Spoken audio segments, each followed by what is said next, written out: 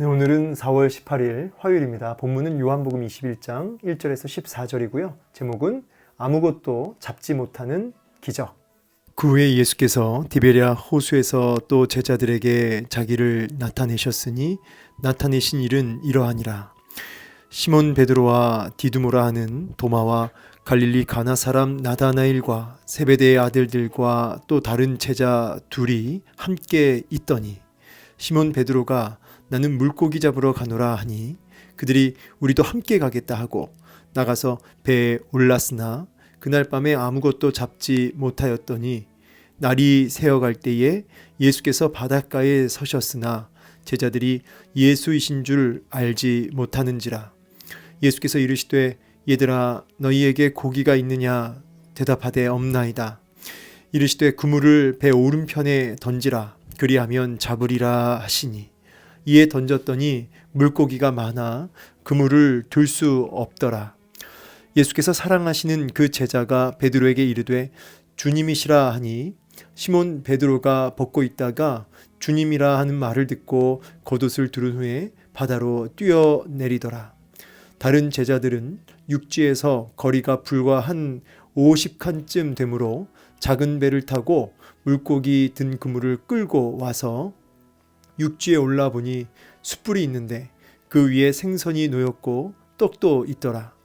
예수께서 이르시되 지금 잡은 생선을 좀 가져오라 하시니 시몬 베드로가 올라가서 그물을 육지에 끌어올리니 가득히 찬 그물고기가 큰 물고기가 153마리라. 이같이 많으나 그물이 찢어지지 아니하였더라. 예수께서 이르시되 와서 조반을 먹으라 하시니 제자들이 주님이신 줄 아는 고로 당신이 누구냐 감히 묻는 자가 없더라. 예수께서 가셔서 떡을 가져다가 그들에게 주시고 생선도 그와 같이 하시니라. 이것은 예수께서 죽은 자 가운데서 살아나신 후에 세 번째로 제자들에게 나타나신 것이라. 아멘. 네, 오늘 본문을 통해서 같이 또 주의 은혜를 나누고 또 깨닫는, 그래서 순종하는 열매가 있기를 소망합니다. 오늘 이제 21장 1절에서 14절까지인데 이제 1절에서 3절까지가 갈릴리에서 고기를 잡고 있는 이제 제자들의 모습을 보게 되고요.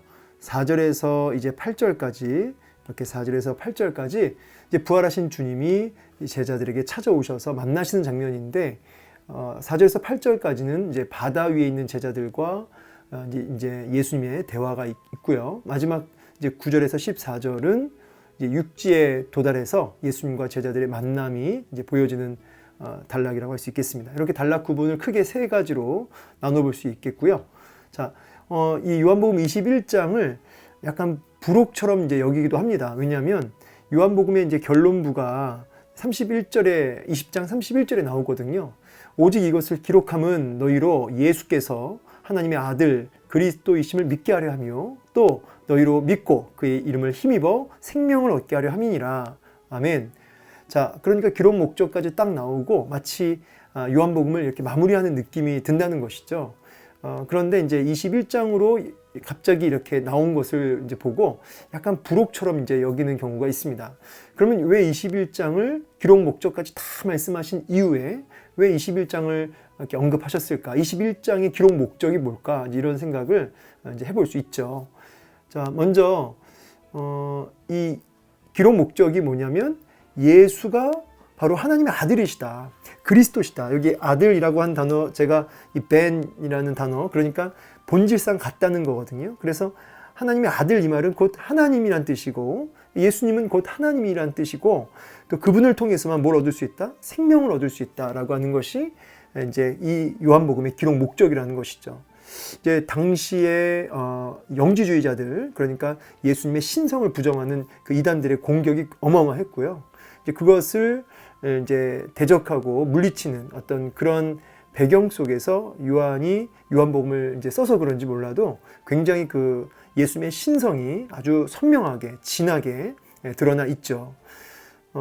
그래서 요한이 이제 예수님이 누구신지를 좀 바로 깨닫고 좀 흔들리지 않는 믿음을 가지고 예수님을 통해서만 구원을 얻음을 알고 이제 증인의 사명의 그 자리로 나아가라. 이제 그렇게 이제 촉구하고 있는 것입니다.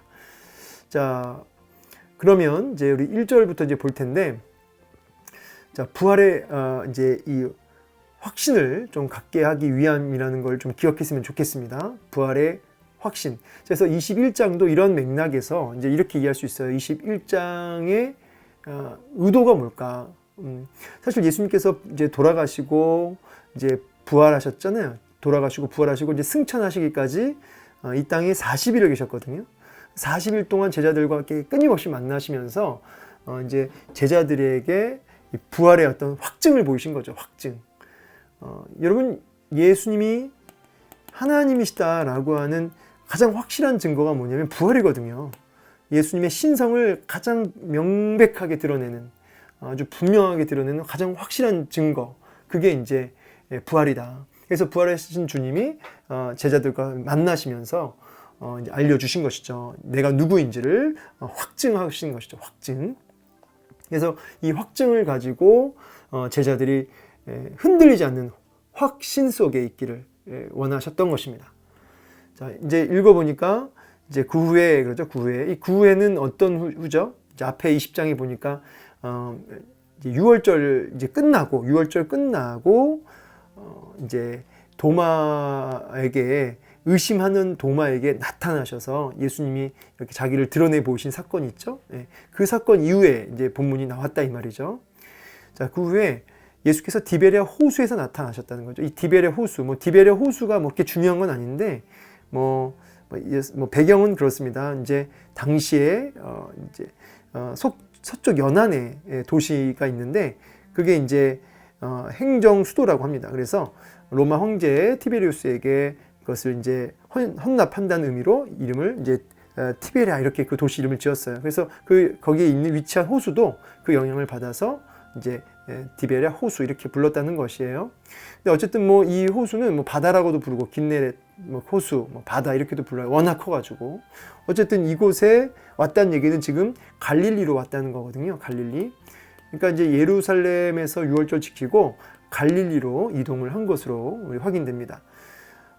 또 제자들에게 나타났다. 그러니까 지금 이게 몇 번째냐면, 지금 첫 번째 나타나신 것이 아니라 14절 보니까 세 번째로 제자들에게 나타나신 거예요. 세 번째로 제자에게 오늘 나타나신 것인데, 그렇다고 해서 지금 개인적으로 만나주신 거는 지금 몇 번 있습니다. 그러니까 베드로하고도 개인적으로 이미 오늘 본문 전에 만나셨고, 엠마오로 가는 그 두 제자하고도 이제 만나셨어요. 그건 이제 오늘 본문 전에 만나신 사건이고, 그러니까 제자들이 단체로 있을 때 만난 사건으로 치면은 이제 세 번째다. 그러니까 이제 도마 없이 제자들이 모여 있을 때 만나 주셨고, 이제 도마를 껴서 도마랑 함께 있을 때 만나 주셨고, 그리고 이제 오늘 본문 이제 제자들에게 나타나신 것이죠. 세 번째. 자, 그런데 지금 왜 갈릴리로 갔는가? 3절에 보니까 시몬 베드로가 나는 물고기 잡으러 갔노라 하니 그들이 우리도 함께 가겠다. 배에 올라갔지만 밤에 아무것도 잡지 못했다. 이제 3절 보이죠? 그러니까 갈릴리로 왜 갔을까 했을 때 이제 물고기를 다시 잡으러 가는 제자들의 모습을 본다는 것이죠. 이 베드로는 이제 일종의 이제 팀장이잖아요. 팀장 같은 사람인데, 베드로가 이제 앞장서는 행동파고, 물고기 잡으러 가겠다 그러니까 제자들이 다 선동이 되어가지고 이제 함께 가겠다고 난리가 난 거죠. 다 같이 간 겁니다. 참 이 부활의 주님이 나타나신 이유가 뭐라고 했냐면, 제가 확증을 보이심으로 확신을 가지고 증인의 사명을 감당하라고 부활의 주님이 나타나신 거잖아요. 그런데 지금 베드로와 제자들이 내 갈 길 가겠다, 이제 이렇게 얘기한 거죠. 베드로, 디두모라는 도마, 갈릴리 가나 사람 나다나엘, 세베대 아들들 2명이죠. 또 다른 제자 2. 그러니까 이렇게 이제 7명이 이렇게 간 겁니다. 일종의 불신이죠. 예. 주님, 부활하신 주님이 확증하셨는데, 그러면 확신을 가지고 증인, 믿는 자가 되어서, 믿음 없는 자가 되지 말고 믿는 자가 되어서 증인의 사명 감당하라고 이렇게 이제 나타나신 거 아닙니까? 그런데 이제 물고기 잡으러 가는 이 모습은 안타깝다 이거죠. 안타깝다. 그런데 이제 이 부분에 대해서도 이제 물론 이제 다른 해석이 있긴 있습니다. 이제 어떤 해석이냐면, 이제 베드로도 그렇고, 아까 여기 뭐 도마도 마찬가지고, 이미 예수님에 대한 확신이 섰다는 거죠. 왜냐하면 예수님을 이제 만났기 때문에, 부활의 주님을 만났기 때문에, 이제 그들의 믿음은 이제 분명히 서 있고, 소망과 기쁨이 가득 차 있다는 것이죠. 그래서 이제 이 갈릴리로 온 것은 단순하게 그냥 이제 어떤 불신 속에, 낙심 속에 갔다, 이제 이렇게 보는 게 아니고, 이제 어떻게 보는 거냐면, 주님이 내가 먼저 갈릴리로 가겠다라고 이제 살아생전에 말씀하셨거든요. 내가 살아생전, 내가 갈릴리로 가겠다. 이게 이제 이미 주님이 이전에 말씀하셨기 때문에 제자들이 그 말씀을 기억하고 부활의 주님을 만나 뵙기 위해서 이제 갈릴리로 갔다는 것이죠. 근데 이제 갈릴리로 오긴 왔는데 그냥 이제 기다리고 있기도 뭐하고, 또 주님하고 이 미팅 시간을 이제 선약한 것도 아니니까 그냥 기다리지 못하고 우리 물고기나 잡으러 가자, 이제 이렇게 얘기했다는 거죠. 그래서 이제 이거는 이제 제자들의 어떤 불신 쪽으로 가는 게 아니고, 제자들이 믿음 안에서 이제 갈릴리로 먼저 오시겠다고 한 주의 말씀을 기억하고 왔다는 거예요. 근데 이제 이건 어쨌든 이런 해석도 있는데 그것도 뭐 그럴듯하죠. 예. 그러나 이제 전통적인 해석은 이제 불신 쪽으로 보는 거죠. 기도하면서 이제 부활의 주님을 기다리는 것이 아니라 사명의 자리, 증인의 자리를 떠나서 이제 어쨌든 자기 길로 갔다는 거죠. 뭐 어떤 해석처럼 정신적 긴장을 해소하거나 무료함을 달래기 위해서 갔다, 이제 뭐 낚시하러 갔다. 이거는 이제 좀 너무 나간 것이 아니냐, 이런 생각이 듭니다. 자, 어쨌든 이제 주목해야 할 건 뭐냐면, 진짜 우리가 봐야 될 건 뭐냐면 여기 하반절이에요. 밤에 이제 낚시를 이제 물고기 잡으러 나갔잖아요. 근데 배에 올랐는데 그날 밤에 아무것도 잡지 못했다는 거죠. 이게 이제 놀라운 사실입니다. 아무것도 잡지 못했다. 이게 기적이죠. 갈릴리 디베랴 호수에서 보십시오. 어부로 잔뼈가 굵은 이들이 날이 새도록 지금 물고기 잡으려고 했는데 5마리도 아니고 3마리도 아니고 그야말로 단 한 마리도 못 잡았다는 것이 기적이다, 이 말이에요. 제가 이제 직접 확인한 건 아니지만 여기 디베리아 호수가 좀 과장을 좀 보태서 물반 고기반이라는 거예요. 그러니까 이제 고기가 굉장히 많다는 거죠. 이제 그런 곳에서 한 마리도 잡지 못했다. 이건 정말 이게 기적이다, 이 말이에요. 이제 우리는 여기서 중요한 메시지를 하나 좀 생각해 볼 수 있습니다. 주님이 의도적으로 이렇게 하셨다는 거죠. 이제 왜냐하면 주님이 이따 물어보세요. 얘들아, 뭐 너희 고기가 있느냐? 이 얘들아, 굉장히 친근한 표현이거든요. 파이디온이라는 단어가 어린이잖아요. 이제 거기 복수격인데 복수 혹격이죠. 얘들아 부르는 거니까 굉장히 친근한 표현이에요. 너희에게 고기가 있느냐? 고기 없지, 이 뜻이거든요. 약간 부정적인 대답을 이제 예상하시고 질문하는 거죠. 없지? 아무것도 없지? 이렇게 이 대답을 기다리신 거죠. 이제 의도적으로 이렇게 하셨다는 거죠. 왜 그랬을까요? 주님 없는 제자들의 삶은 그야말로 nothing, 아무것도 아니라는 것이죠. 주님 없는 모든 순간은 허무이며 공허하다, 이 말이에요. 제자들은 그 사실을 이제 이 몸소 체험하면서 제자들이 이제 깨닫는 거죠. 빈 그물을 이제 보면서 아마 자신들의 이 처량한 모습을 거울처럼 보고 있었을지도 모르겠습니다. 주님 없는 모든 순간이 이렇게 허무하고 공허한 것이구나. 이것을 깨닫게 하시려고 우리 주님이 밤새 고기를 이렇게 흩어버리고 계시고 있는지도 모르겠습니다. 이건 뭐 제 상상이지만. 어쩌면 이렇게 베드로나 제자들이 처한 상황과 이렇게 똑같을 수 있는가? 그토록 열심히 주님을 따라왔건만 그들 손에는 지금 이 빈 그물처럼 아무것도 없는 그 모습 아닙니까? 빈 그물이 꼭 제자들의 모습을 그대로 보여주잖아요. 여러분도 이런 경우 있지 않으십니까? 저 같은 경우는 목사니까 더 감정이입을 하게 됩니다. 나름 열정과 열심을 가지고 저도 목회를 해오고, 이제 과거 전도사일 때는 이제 주일학교 아이들을 눈물로 양육하고, 청년들을 눈물로 양육하고, 성도들을 바로 세우려고 정말 제 생명을 단축시키는 느낌마저 들 정도로 열심히 달려왔는데, 사역의 열매가 보이지 않고 그야말로 이제 어떤 실망이 다가오는 어떤 빈 그물만 들고 있는 그때 저의 회의감, 어떤 서러움 이런 것이 막 복받치는 이제 이런 게 저도 많이 있었거든요. 섭섭한 마음이 있는 거죠, 주님께도. 근데 제자들이 마음이 꼭 그랬을 것 같습니다. 근데 바로 그때 바닷가에 서 계신 주님이 이제 아까 얘기했던 것처럼 너희에게 고기가 있느냐라고 이제 물어보셨죠. 한 마리도 못 잡았지? 놀리는 게 아니에요. 못 잡았지? 그게 아니라 이제 그게 당연한 거다라는 거예요. 그게 당연한 거다.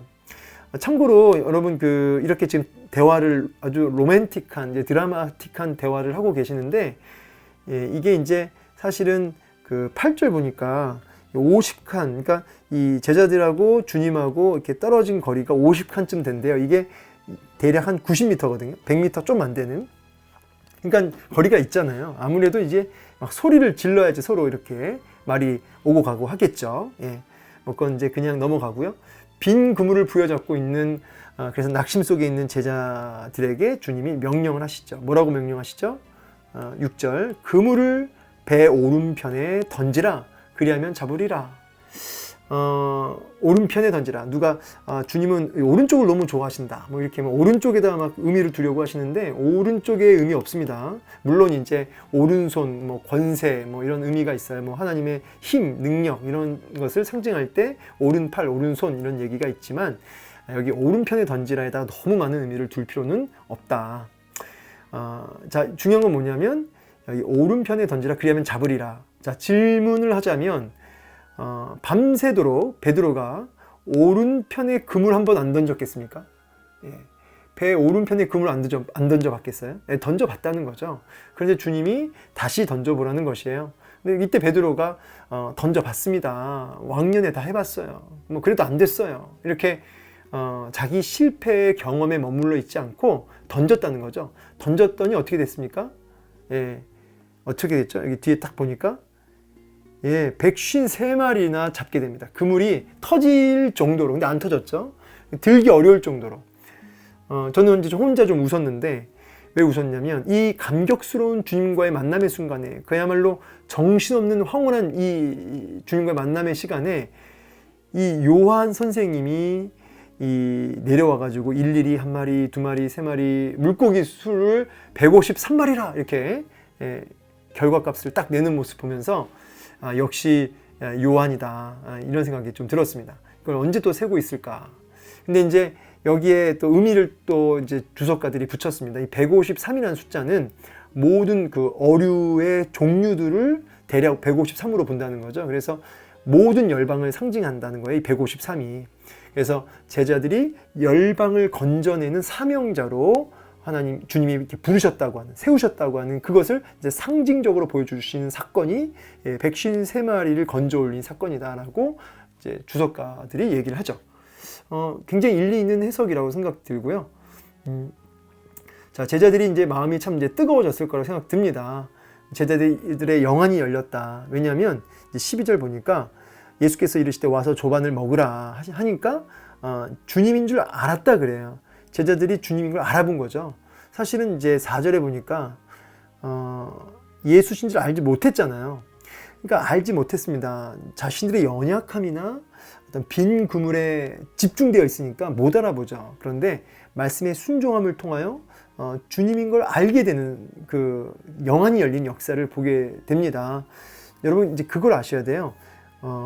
우리가 주님을 대면하고 맛보고 경험하는 영안이 열리는 역사는 내가 이제 뭔가 깨닫고 알게 돼서 그래서 이제 순종하는 이런 경우도 이제 많지만 순종함을 통해서 깨닫는 역사가 또 있어요.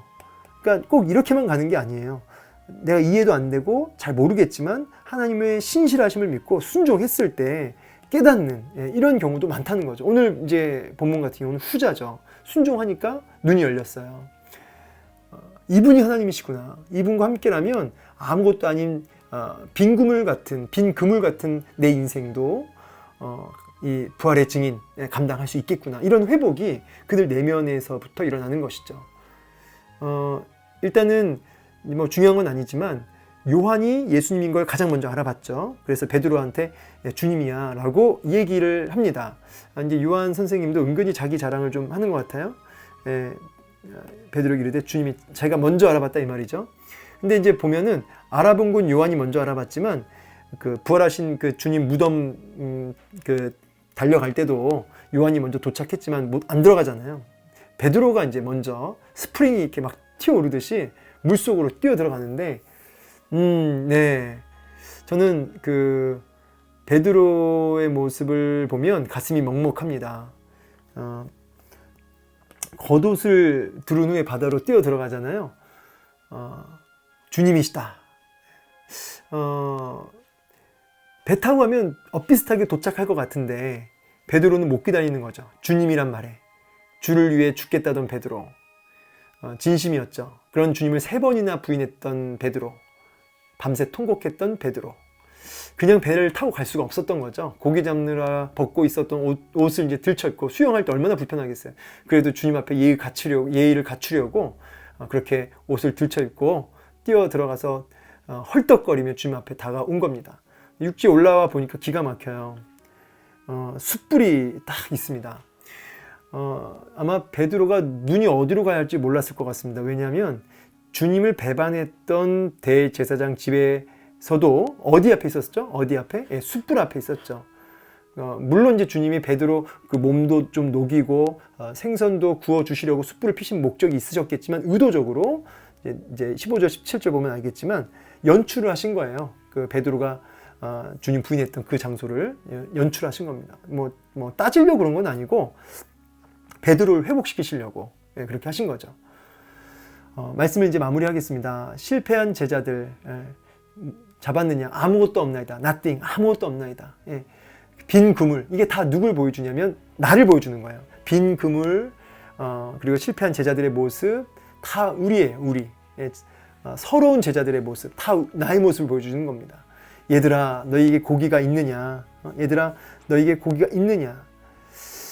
없지? 없는 게 당연하다. 오늘 이 말씀 주고 계십니다. 그래서 내가 부활하여 너희에게 왔다. 그래서 내가 부활했다. 그래서 내가 너희에게 찾아왔다. 너희의 노력으로는 빈 그물뿐이지만 부활의 나 예수가 함께하면 그리고 순종하면 열방을 취하리라. 열방을 취하리라. 이렇게 말씀하고 계시는 것이죠. 우리 주님 사람으로는 할 수 없을 때 하나님으로서는 다 하실 수 있다고 말씀하신 것처럼 나는 실패하고 나는 아무것도 아니지만 부활의 주님은 승리하셨고 부활의 주님은 온 땅에 충만하신 줄로 믿습니다. 우리 피곤한 손과 어그러진 무릎을 다시 일으켜 세워서요. 사명의 자리, 증인의 자리로 나아가는 그래서 인내로 감당하시는 우리 모두가 되기를 주의 이름으로 축원합니다. 감사합니다.